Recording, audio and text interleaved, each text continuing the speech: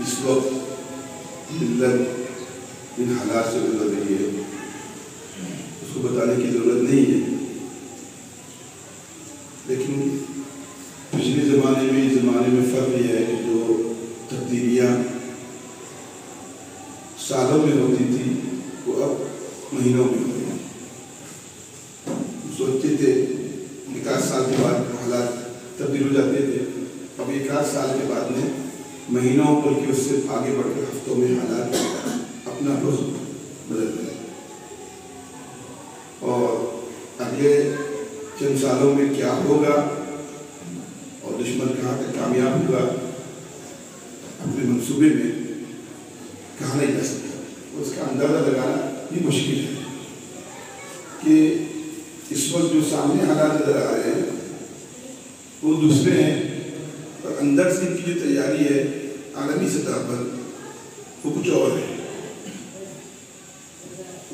بس یہ بات کہی جا سکتی ہے کہ ہندوستان میں جو ہندوستان چلانے والے ہیں وہ بھی اپنا اختیار اپنے ہاتھ میں نہیں رکھتے، کہیں سے ان کی رکے دوسری جگہ پر ہے، یہ چاہیں گے تو بھی اس میں خوشی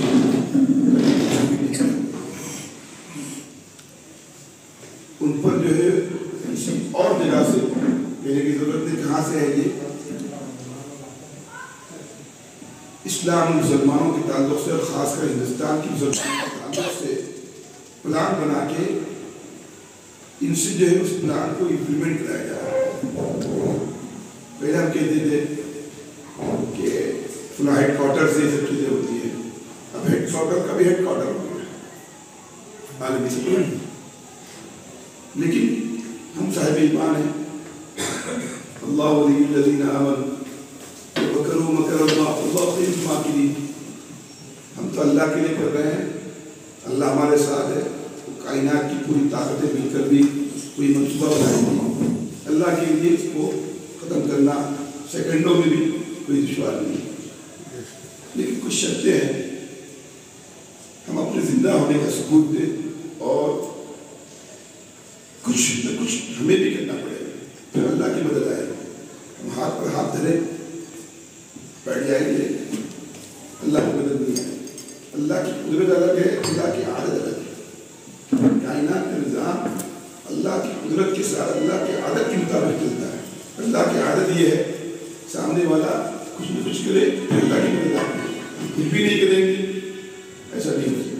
ترتیب اختیار کے فائد لوگ مستطاعت من قوت و من رباط الخیل، بدر میں جانے کی ضرورت نہیں تھی، وہاں میں جانے کی ضرورت نہیں، اللہ ایک حکم دے دیتا، گھر سے نکلتے دفن ہو جاتے ہو، زمین پڑ جاتے آسمان سے اللہ کا عذاب آ جاتا۔ اللہ کی رسول صلی اللہ علیہ وسلم سے بڑھ کر اس سے جب دعوات کائنات کے اندر کون ہے؟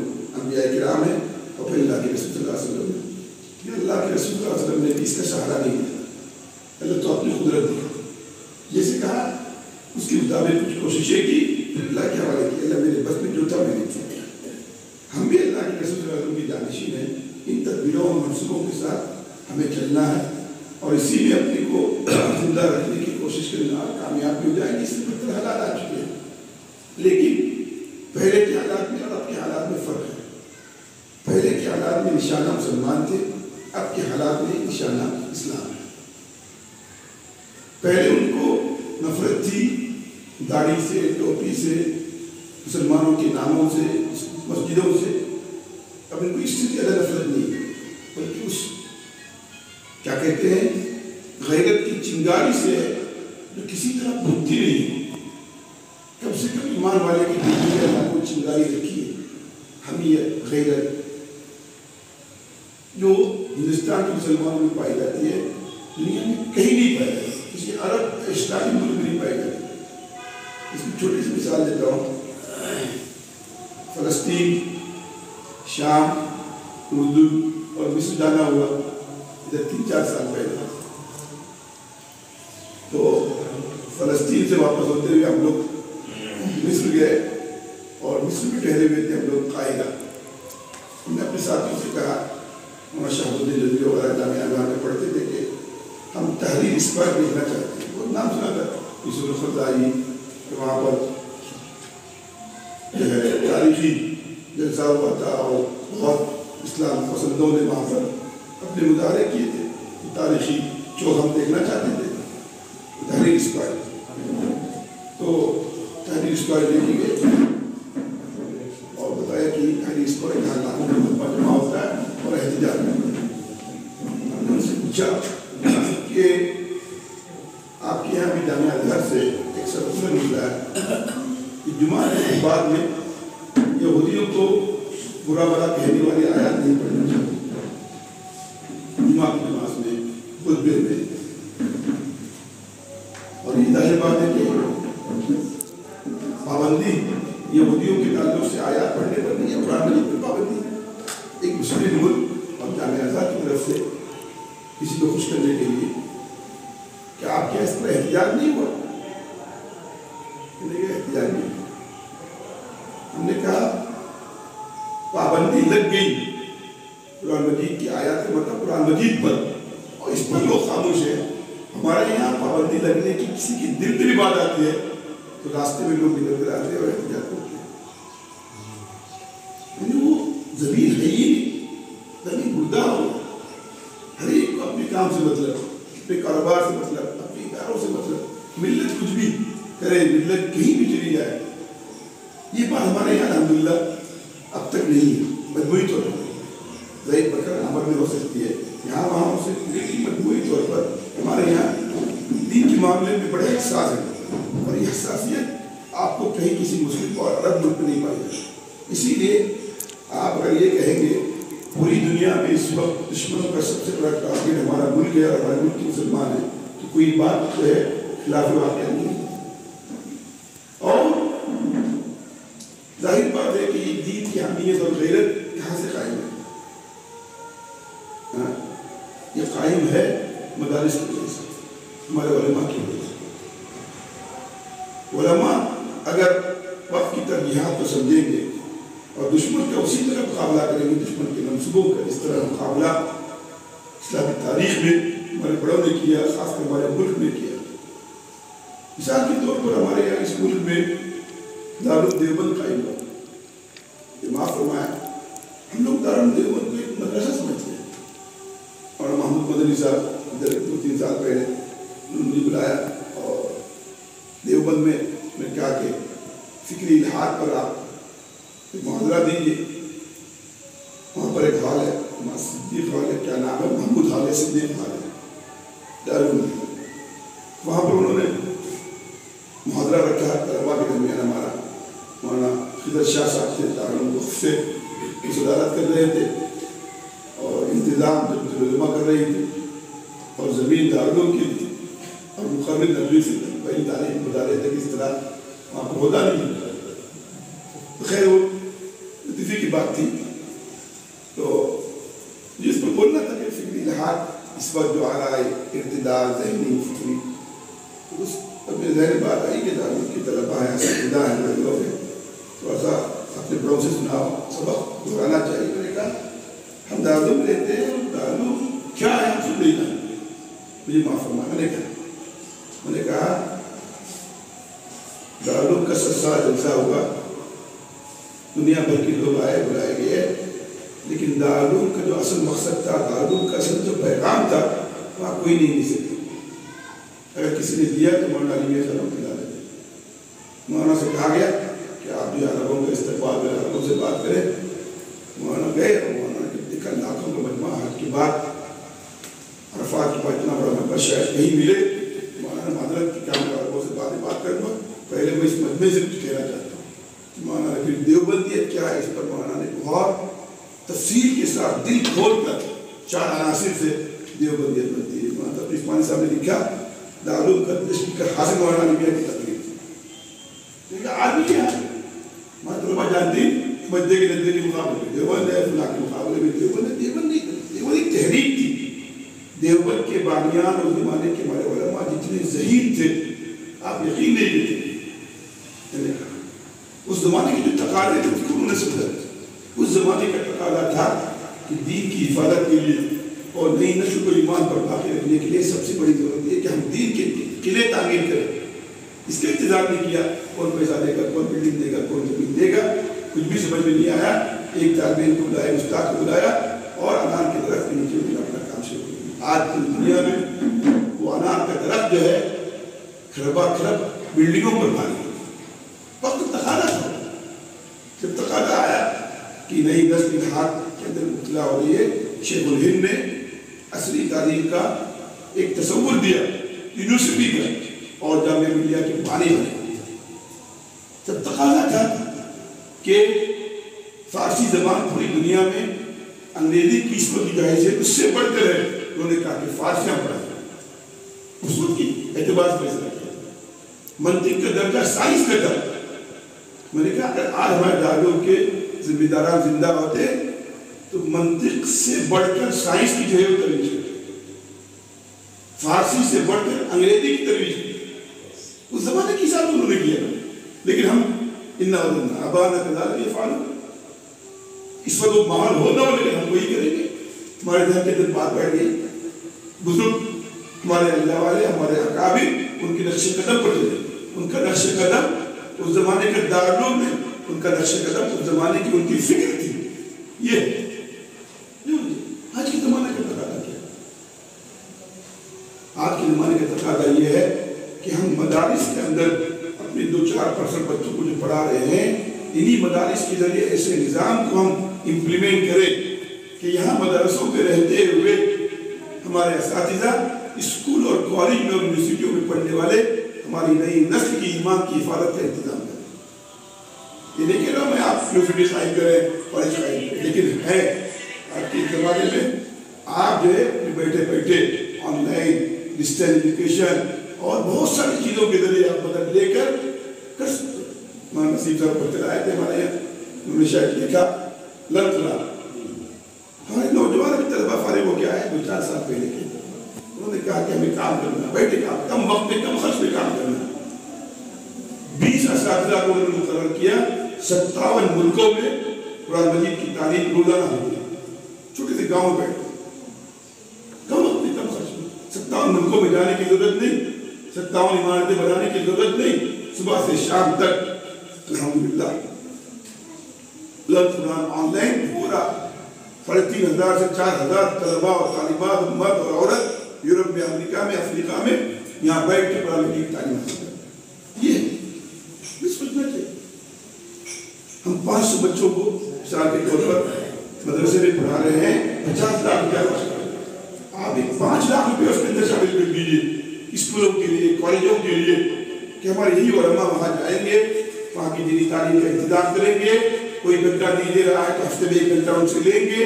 کوئی استاد رکھنے کے لیے تیار نہیں تو ہم ان کی تنخواہ دیں گے. اب یہ استاد یہاں پر 25 بچوں کو پڑھا رہا ہے, وہی استاد ایک کالج میں جائے گا 6 دن 150 بچوں کو نہیں پڑھائے گا, 1,500 بچوں کو پڑھائے گا. ان کو ایمان سے ایمان پر باقی رکھنے کی فکر ہے, وہاں کفر سے ایمان کی طرف لانے کی فکر ہے. ان کی فکر کون کرتی ہے؟ یہ جدید تعلیم یافتہ طبقہ نہیں کر سکتا ہے. دین کا صحیح تصور ان کے پاس نہیں. دین کا صحیح تصور ہمارے علماء کے پاس, ہمارے مدارس کے فارغین کے پاس. وہ سیکولر اور لبرل ٹائپ کے لوگ بن جاتے ہیں, مسائل میں اپنے اختیار کرتے ہیں, قیاس کرتے ہیں, اور شرک کے سلسلے میں بہت ساری باتیں, نازک باتیں ان کی یہاں اس کی حساسیت ہی نہیں ہے. ہمارے علماء کو کرنا ہے. یہ ہمارے وقت کی ترجیحات ہو سکتی ہے. اس وقت کا سب سے بڑا فتنہ کیا ہے؟ لمبی نہیں کرتا, مغرب کے اذان وقت ہو گیا. اس معاملے میں مجھے معاف فرمایا, میں دارالعلوم کا کوئی فرزند ہونے کی حیثیت سے, مولانا کا ساتھی ہونے کی حیثیت سے نہیں کہتا, لیکن میں حدیث بن نعمہ کے طور پر کہتا ہوں, زمانے کی فتنوں کو سمجھنے اور اس کو ڈھانپنے کا سب سے زیادہ وقت اگر کسی کے اندر تھا اس صدی کے اندر, حضرت مولانا علی بیسا رحمۃ اللہ علیہ نے آج سے 50 سال پہلے کہا تھا کہ ذہنی اور فکری ارتداد آ رہا ہے. اگر ہم نے اس کو روکنے کی کوشش نہیں کی تو ہمارے گھروں میں سیلاب و طوفان گھس جائے. اس وقت 2 بچے نہیں, اس وقت ایک لڑکا آپ کو ایسا نہیں ملتا تھا جو کھلا اسلام کے شاعر کا مذاق اڑانے والا تھا. آج تو ہر گھر میں ہے, ہر گاؤں میں, ہر یونیورسٹی میں, ہر کالج میں. پانی کے آنسو ہوتے تھے, آج میں کہتا ہوں علی سب زندہ ہوتے, خون کے آنسو ہوتے تھے. میں سری لنکا گیا ہوا تھا, وہاں پر ایک جامعہ ہے, جامعہ نظیمیہ. کی عجیب و غریب تاریخ ہے. کالجز اور یونیورسٹی کے بچوں کو فکری اور ذہنی طور پر اسلام کے لیے تیار کرنے کے لیے یونیورسٹی قائم کی. اس کے ناظم ہیں حذیف صاحب. کہنے لگے اس دن لے گیا میں وہاں پر یونیورسٹی میں گیا, آج بھی ہے وہ. اس کا تذکرہ مولانا علی رحمۃ اللہ علیہ نے کارواں زندگی میں کیا. اس یونیورسٹی کا پس منظر یہ ہے کہ مولانا نے نیا طوفان اور اس کا مقابلہ کے نام سے چھوٹی سی کتاب بنا کی ہے. تحریر ہے وہ فکری ارتداد پر, ہے نا, چھوٹی سی کتاب. تامل میں ایک صاحب نے اسے ترجمہ کر دیا, کئی زبانوں میں اسے ترجمہ, بڑی زبردست کتاب ہے. مولانا علی میاں صاحب کی السیرہ اور جو ہے مغربیت اور اسلامیت کی کشمکش, یہ سب کتابیں پڑھیے جو آج مغرب مشرق وسطیٰ میں جو انقلاب آیا ہے. آلریڈی مولانا علی میاں صاحب آج 40 سال پہلے کہہ چکے تھے کہ ہمارے عربی ملکوں میں کیا ہونے والا ہے اور جو انقلاب آیا اس کا نتیجہ کیا ہوگا. تو اس شخص نے کہا کہ ٹرین کسی اسٹیشن پر جو چھوٹا سا پمفلٹ ملا, تامل میں سے ترجمہ ہوا تھا. تو اس میں مولانا نے بتایا تھا کہ ذہنی اور فکری ارتداد مولانا علی کا ہمیشہ ان کا معمول تھا. ان کی تحریر پڑھیے, خالی ایسی باتیں نہیں کرتے, اس کا حل بھی بتاتے ہیں, تجویز کرتے ہیں. سولوشن, خالی پرابلم پہ نہیں جاتے, پرابلم کے ساتھ اس کا سولوشن بیان کرتے ہیں. تو انہوں نے کہا تھا ہماری نئی نسل کو جو یونیورسٹیوں اور کالجز میں پڑھ رہی ہے اور گریجویٹ اور انٹلیکچوئل اور کوالیفائڈ ہے, ان کی ذہنی تربیت کے لیے ایسے ادارے کی ضرورت ہے جہاں پر اسلام کا نشر کی دلوں پر قائم ہو جائے اور اسلام پر اعتماد بحال ہو جائے. اس شخص نے وہاں وہ موتیوں کا کاروباری تھا, فوراً جا کر اس نے یونیورسٹی پوری بنا دی. یہ ایک چھوٹی سی بات ہے. آج ہمارے یہاں کیا یہ معاف ہو, ہمارے بڑے ادارے ہیں, کالجز ہیں, یونیورسٹیاں ہیں, مدارس ہیں, لیکن ان اسکولوں اور کالجز سے جو نئی نسل نکل رہی ہے, چھوٹی سی اس کی میں اس کے لیے دے سکتا ہوں کہ آج سے 15-20 سال پہلے مسلم پسندیدہ بورڈ جن مقدمات کو لڑتا تھا, وہ مقدمات مسلمانوں کے خلاف غیر مسلموں کے قائم کیے ہوئے تھے. پیٹیشن ڈالنے والے, طلاق کے سلسلے میں شابانوں کے فلاں جس سے پہلے جتنے بھی آئے, قرآن پر پابندی ہوئے.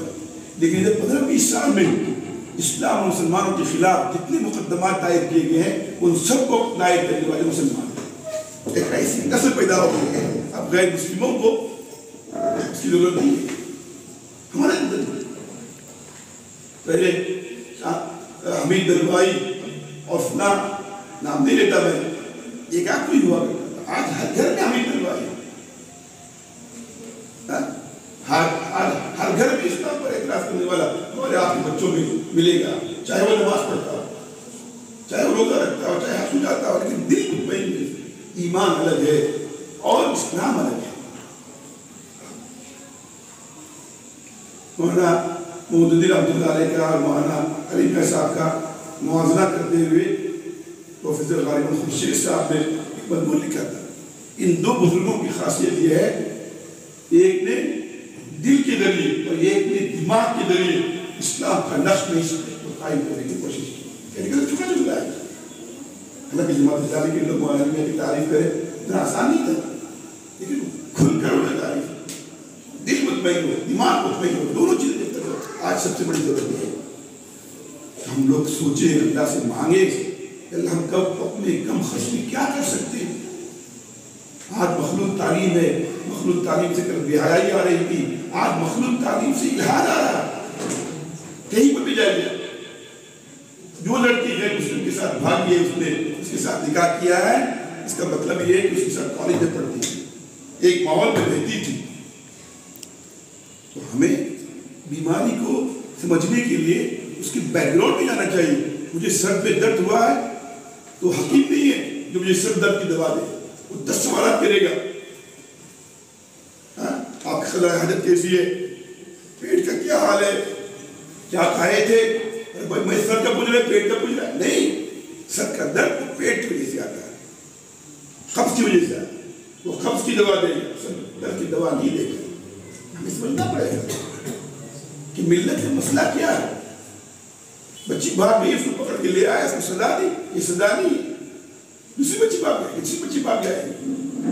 دیکھیں ہم سے کہاں قصور ہو رہا ہے، ہم سے کیا غلطی ہو رہی ہے، اس کا اتباع کیجیے تاکہ سب بچیاں محفوظ ہیں، سب بچے محفوظ ہیں۔ خیر میں نے ایسی غیر مرتبہ باتیں آپ سے کہہ دی، بڑی ہماری ذمہ داری اس وقت پہلے کی طرح ہمارے لیے جو ہے اپنا جو کام چل رہا ہے اس پر اتفاق کرنا کافی نہیں ہوگا، مجھے آپ کو سوچنا پڑے گا، کم وقت میں کم خرچ میں اپنی مدارس باقی رہیں گے انشاءاللہ، اس کو چھوڑنا نہیں، اس کو اپنی جگہ رکھنا ہے، لیکن اسی کے ساتھ چھوٹے سے بجٹ کے ساتھ کیا میں کر سکتا ہوں اپنے گاؤں کے حد تک، اپنے ضلع کے حد تک، اپنے صوبے کے حد تک، اس سے جو ہو سکے کرنے والی ذات اللہ کی ہے، میں سوچوں گا، میں مانوں گا، اللہ دیں گے۔ بہت سارے نظام چل رہے ہیں ماشاءاللہ، لیکن جو ضرورت ہے اس کے سامنے ہم سب کی کوششیں مل کر پوری دنیا کی 1% نہیں 1% کا 100% میں کام کرتی ہے۔ دشمن جن چالوں کو چلنے کے لیے جن طریقوں کو استعمال کرتا اسی طرح کے طریقے استعمال کر کے ہم کو نئی نسل کو ایمان پر باقی رکھنا ہے۔ اخیر میں کہتا ہوں، مولانا علی صاحب نے کہا الہاد آ رہا ہے مشنری اسکولوں سے، اس کی روک تھام مشنری طرز کے اسکولوں کے ذریعے ہی ہو سکتی ہے۔ مولانا عاشق 1974 میں کہا تھا، اجین میں ایک تقریر میں اپنی آنکھوں سے دیکھ رہا ہوں الہاد کا سیلاب نکلا ہے، طوفان نکلا ہے، اس کا مقابلہ کرنے کے لیے ہمیں اس وقت کی سخت ترین ضرورت یہ ہے کہ مشنری اسکولوں کی طرح عصری تعلیم کے ادارے ہم قائم کریں اسلامک بنیادوں پر، اس کا معیار تعلیم، اس کا کوالیفیکیشن، اس کا رکھ رکھاؤ ان سے کم نہ ہو، اس سے بڑھیا ہو، اور یہ کام علماء کریں۔ لیکن جب علماء کریں گے تو علماء ہی تانا دیں گے، پولیس مدرسہ چھوڑ کے اسکول کی لائن میں آئیے، ایسے لوگوں کی باتوں میں نہ آئیے گا۔ ہم بھی دین کا تھوڑا بہت درد رکھتے ہیں، 100% بچے آپ کے مدرسوں میں نہیں آ سکتے، زمانے کے تقاضوں کو سمجھیے۔ آپ کو تانا دیں گے کہ مسجد کی مینار بناؤ، سرائے بناؤ، یتیم خانے بناؤ، اس پر ثواب ملے گا۔ انہوں نے فرمایا اسی طرح کا ثواب آپ کو اس طرح کے عصری تعلیمی ادارے قائم کرنے پر ملے گا جب آپ کی نیت نئی نسل کو ایمان پر باقی رکھنے کی ہوگی۔ یہ کون کہہ سکتا ہے؟ ہم بھی دین کے تھوڑا بہت درد رکھتے ہیں۔ مولانا نے کہا آج سے پہلے کا اب ہماری امت بیدار ہو رہی ہے، اب ہمارے علماء بیدار ہو رہے ہیں، پانی سر سے اونچا ہو چکا ہے، لیکن سر سے اونچا ہو چکا ہے، گھر سے اونچا نہیں ہوا۔ ابھی بات موقع ہے 100% مدرسوں کے پڑھنے والے ہی اس کی رہنمائی کریں گے، صحیح دین کے تصور پیدا ہوگا۔ میں اس کی تفصیل بھی نہیں جاتا، کسی اور موقع سے انشاءاللہ آپ سے کہوں بتاؤں گا کیا کیا اس کی جو ہے شکلیں ہو سکتی ہے۔ اس کی توفیق مجھے بھی دے کہ ہم زمانے کے حالات کو سمجھیں، زمانے کی ترجیحات کو سمجھیں، اور امت کے مسائل کو سمجھیں، اس کے اسباب کو سمجھیں، اس کا حل سمجھیں، اور اسی کے مطابق ہم جو ہے دعوت کے میدان میں کام کرنے لگے۔